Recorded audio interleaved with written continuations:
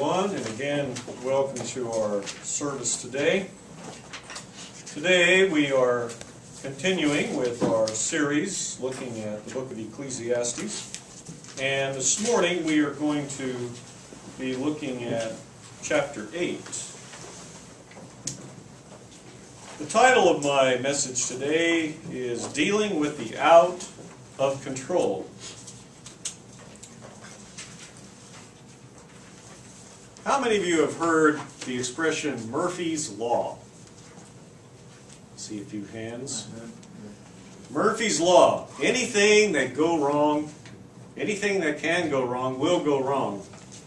Usually at the worst possible opportunity. Life is not predictable. Nothing is as easy as it looks.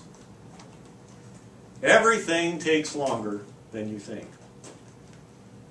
The other line always moves faster. And when you change lines, then the other line moves faster. You've all experienced that, right?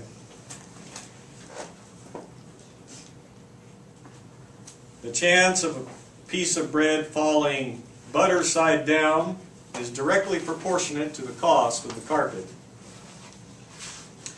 If you drop a tool while repairing your car, it will roll underneath to the exact center. The repairman will never have seen a model quite like yours. Murphy was an optimist.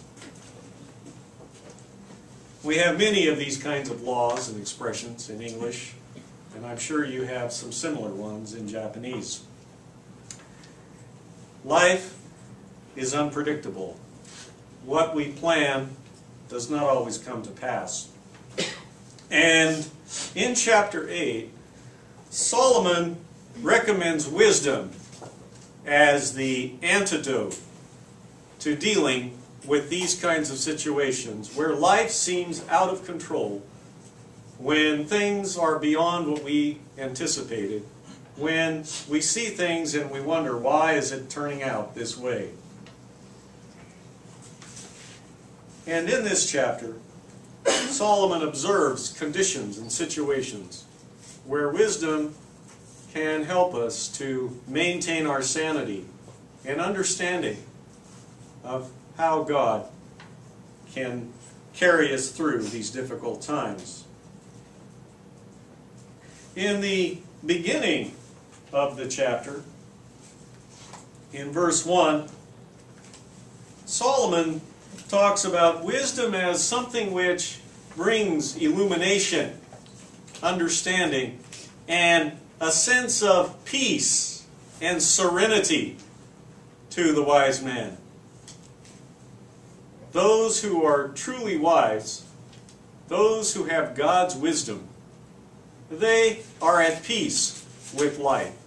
Even when a storm is raging around them, they will be secure in their knowledge, knowing that God has them safely in His hands. And so with that knowledge, it brings this peace. There are many passages found throughout the Bible which describe this peace that comes upon someone who is secure in the knowledge of God. One of the most famous passages is found in the book of Numbers, chapter 6, verses 24 through 26. And it's actually a very famous benediction, and we use it as the words to one of our famous hymns. The Lord bless you and keep you. The Lord make His face to shine upon you and be gracious to you. The Lord lift up His countenance on you and give you peace. If you have God's knowledge and truth, if that is what your foundation is based on, you will have this kind of peace, no matter how out of control the world may seem to you. In verses 3 through 7, Solomon talks about the importance of submission to the out of control. And specifically, he's talking about government and kings and powers of authority in society. Governments pass laws all the time. Many of them we do not like. Japan is raising its consumption tax to 8%. How many of you want to pay 8%? Nobody raises their hands. There are things which we cannot control. The government makes new laws. They pass new requirements. And sometimes people get upset and angry and protest about what the government is demanding of us. But Solomon tells us that we have to learn to live and accept and obey and to follow what the government directs us to do. And Paul talks about this as well in his writings, giving directions to Christians to submit to authority, that these authorities have been set up by God, that these governors, these kings, these emperors, they rule at God's leisure. And we must submit ourselves to authority. And as Christians, we have an obligation and responsibility to follow the law. Now, sometimes Christians say, well, you know, there's just and unjust law. And if it's unjust, if the rulers are bad, we are free to ignore those laws and guidelines.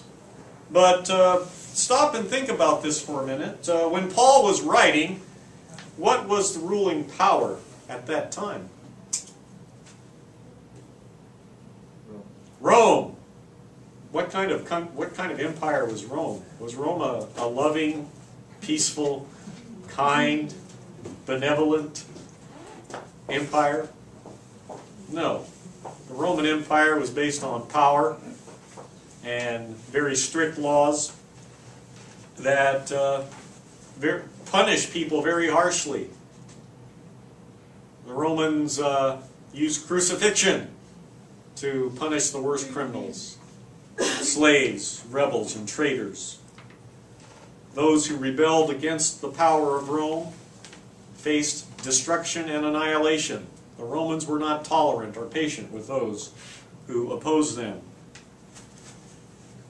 And even in those under that kind of wicked control, and at the time of Paul, the emperor was Nero, who was probably the most wicked and evilest of the Roman emperors. And yet, even at that time, Paul and Peter, in their writings, ordered the Christian church, members of the church, to obey and to follow the law.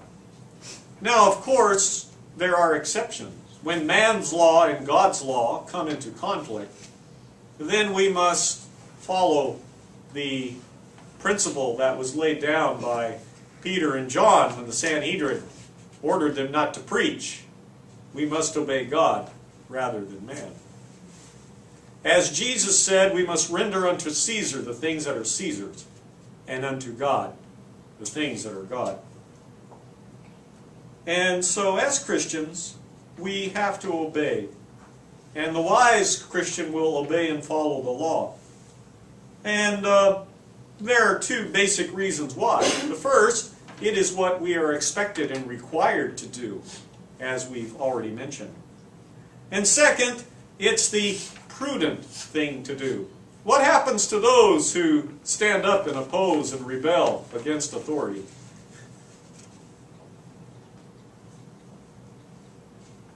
Do good things happen to those who refuse to follow the law? No. If you refuse to follow the law, if you disobey the law, then you will be punished by the state and by the government. And so a wise man, to avoid punishment, will follow the law. In verses 7 and 8, Solomon talks about the limits of control. And we read these in our scripture reading this morning.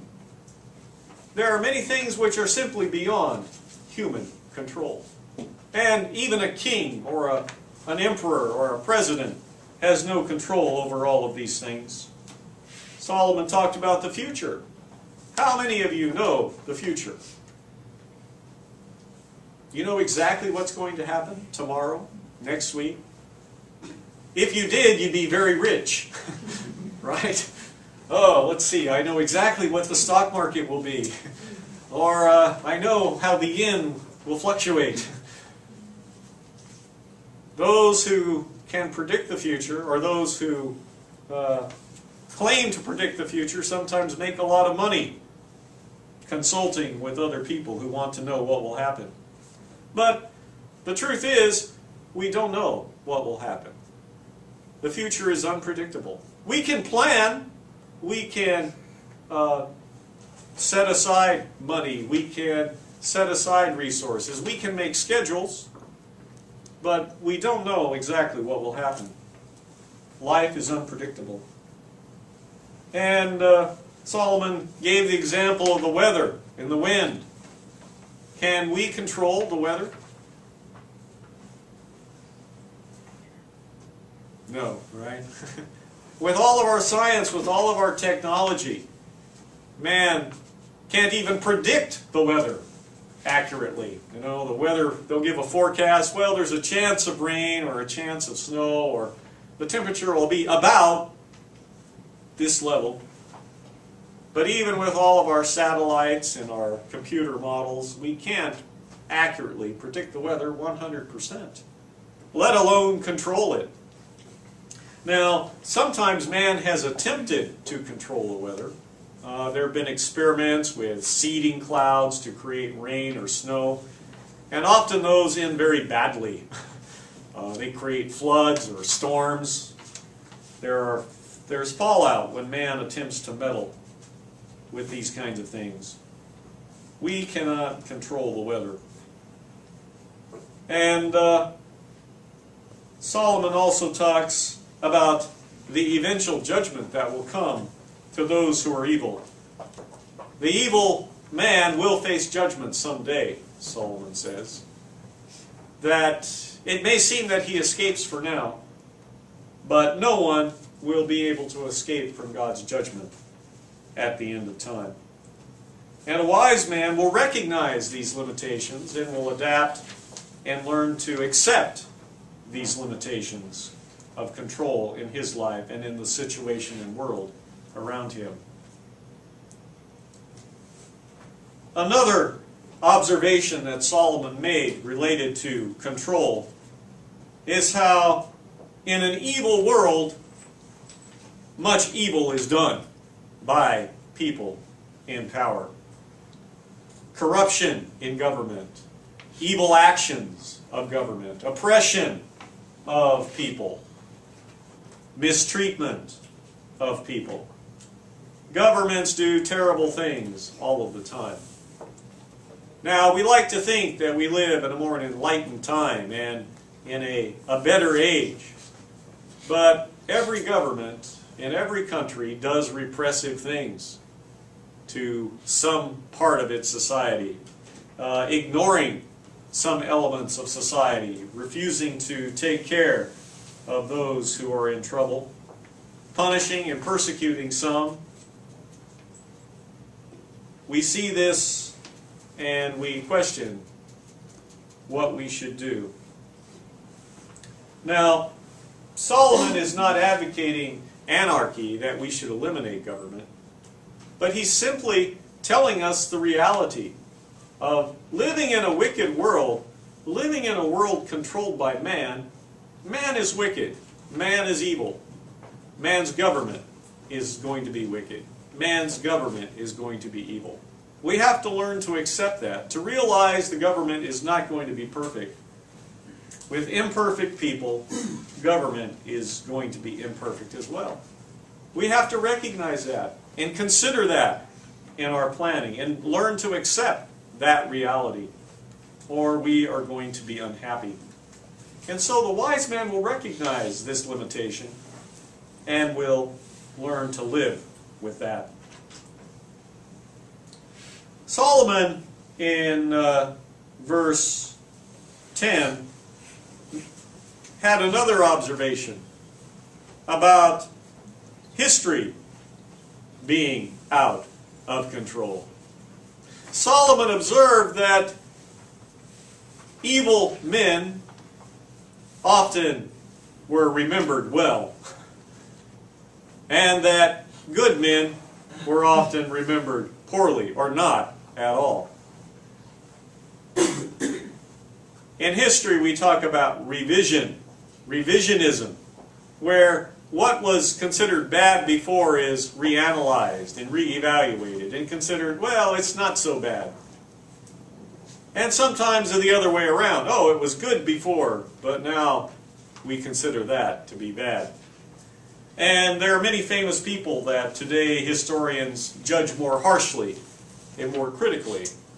And there are some evil people that are judged more leniently and more positively. Man has a tendency to color and to paint history in a way that suits his philosophy. And we have to recognize that and realize that in an evil world, the stories and the history of the world are going to be modified and controlled in the same way.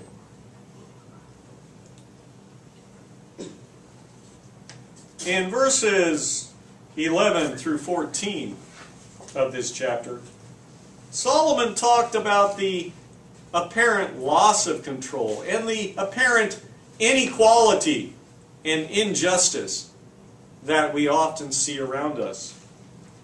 He talked about three particular cases. In verse 11, he talked about punishment not coming quickly.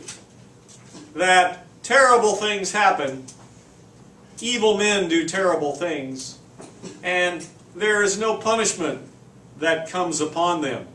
Or the punishment is long delayed. And we see that quite a bit in our society today.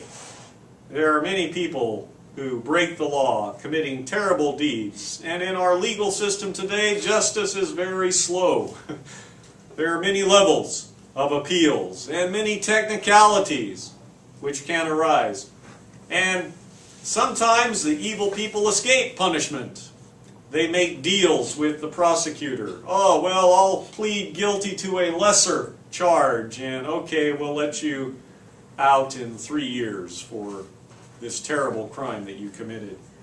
Or sometimes they make deals for immunity. Well, I'll tell you about this guy. I'll tell you what he did. Oh, okay, well, we'll let you off. No punishment if you tell us about what this other person did. In our justice system today, many of the wicked do not suffer, or they do not suffer quickly. And the victims of these crimes, they do not find satisfaction in the court system, in the legal system. Who speaks for the victims in these cases? They are ignored. And they have to live with the pain and sorrow caused by these people who escape punishment. A second observation that Solomon made in verses 12 and 13 was the sinner lives a long time. Now, in our idea of justice, it's like, well, if you're a good guy, you should live a long and happy life. And if you're a wicked person, well, your life should be short and painful. But Solomon observed that this does not happen.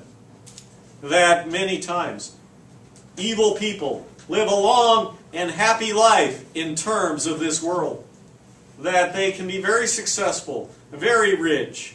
They seem to have everything going for them.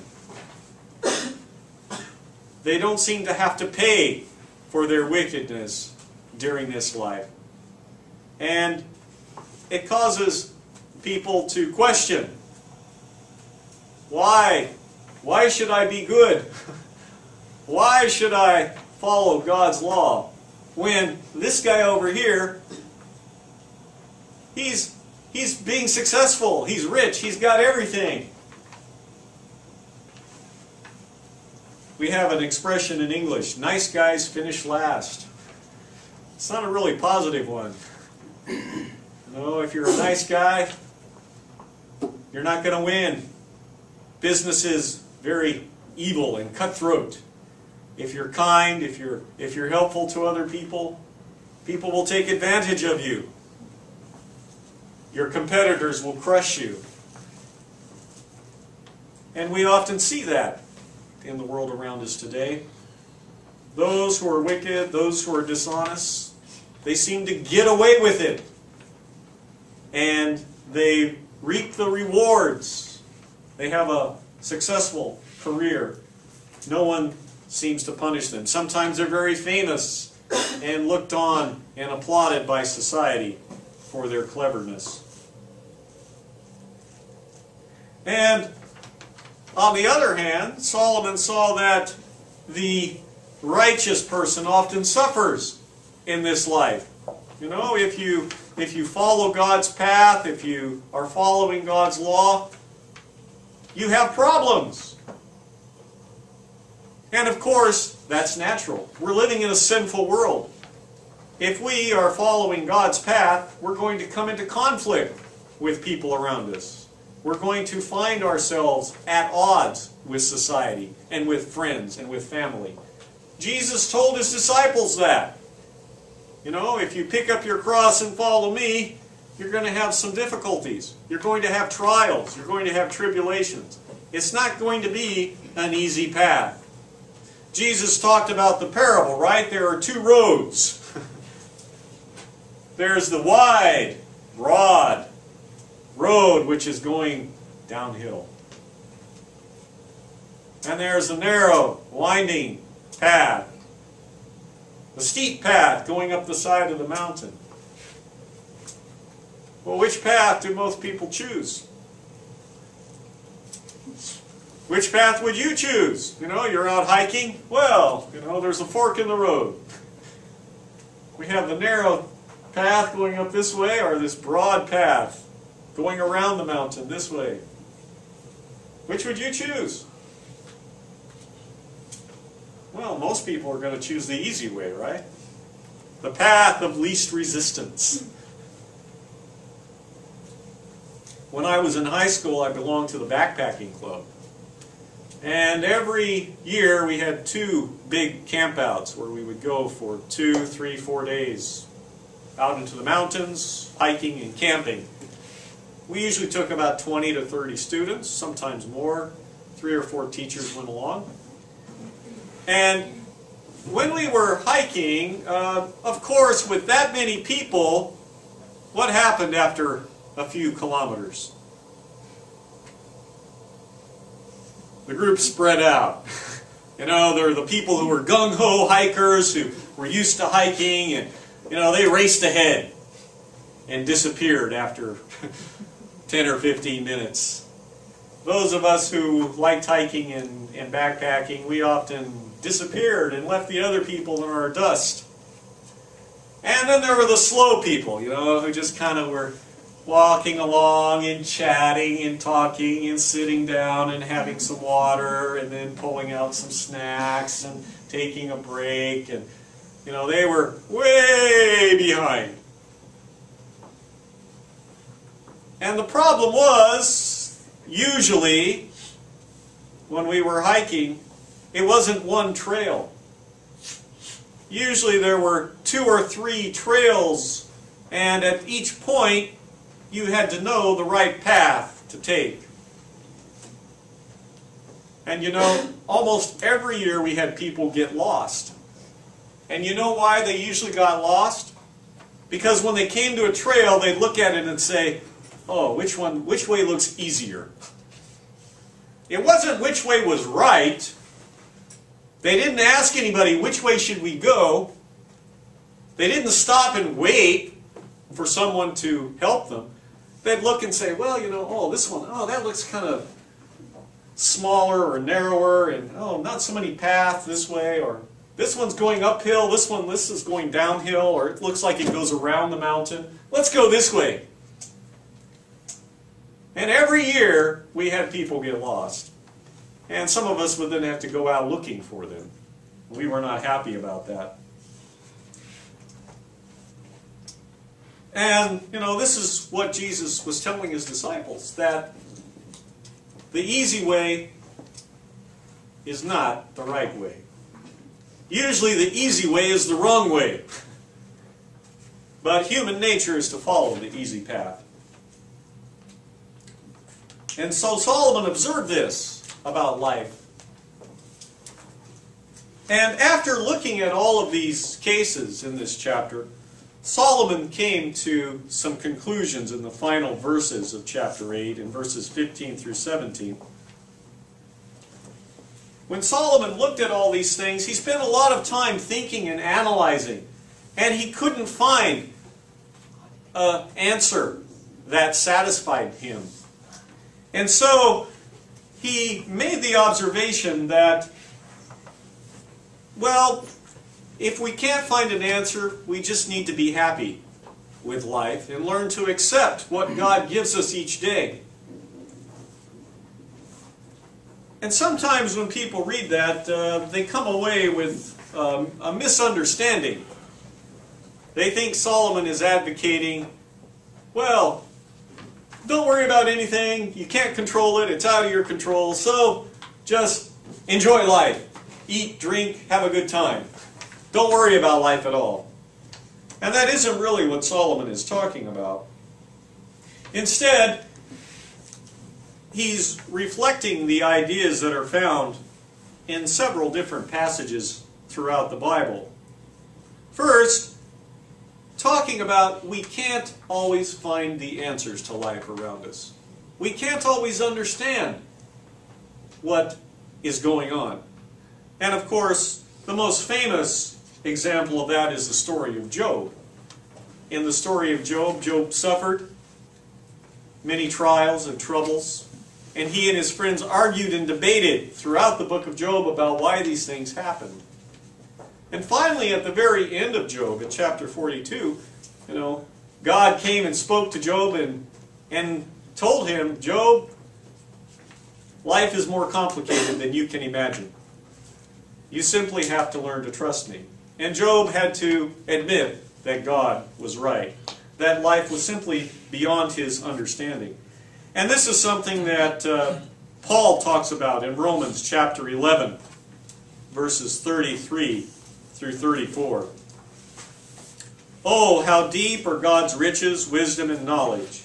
How unfathomable are his decisions, and unexplainable are his ways! Who has known the mind of God? Or who has become his advisor? In Psalms, David offered a very simple prayer. Lord, my heart is not arrogant, nor do I look haughtily. I do not aspire to great things, nor concern myself with things beyond my ability. Instead, I have composed and quieted myself like a weaned child with its mother. I am like a weaned child. Jesus told his disciples, unless you become like little children, you will not see the kingdom of heaven. We have to have the faith and the acceptance and trust of little children if we are going to withstand all of these things that seem to be out of control around us. Children trust implicitly in their parents. When chaos is around, when there's noise, the children don't understand all these things. They simply hold on to their parents' hand and they hide behind their mother.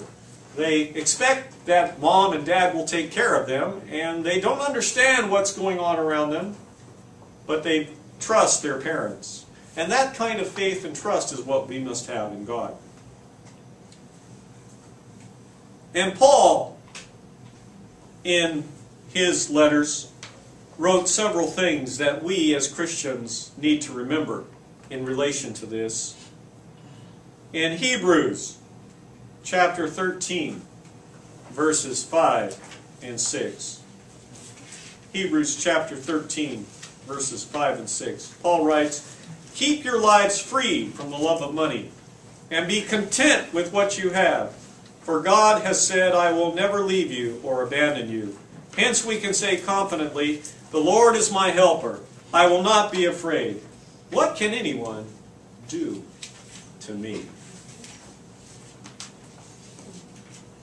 Jesus told the people in his Sermon on the Mount, don't worry about your food or your money. God will provide what you need. And this is what Paul is telling us here. The Lord is my helper.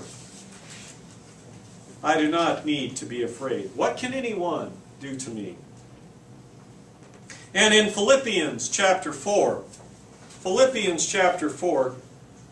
verses 4 and 11 through 13, Paul talks about a very famous principle that we as Christians need to have in our lives if we are going to be happy in this sinful world. Keep on rejoicing in the Lord at all times. I will say it again, keep on rejoicing.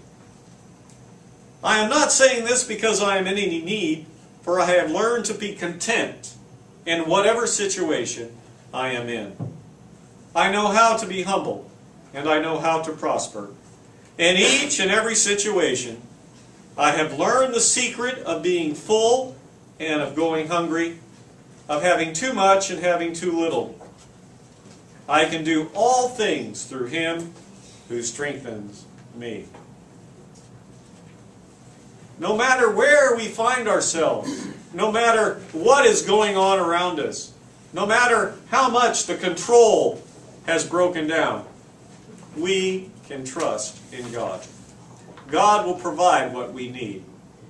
He can give us the strength for any circumstance to which we are called. And in closing, I'd like to look at one more passage found in 1 Corinthians chapter 9, verses 24 through 25.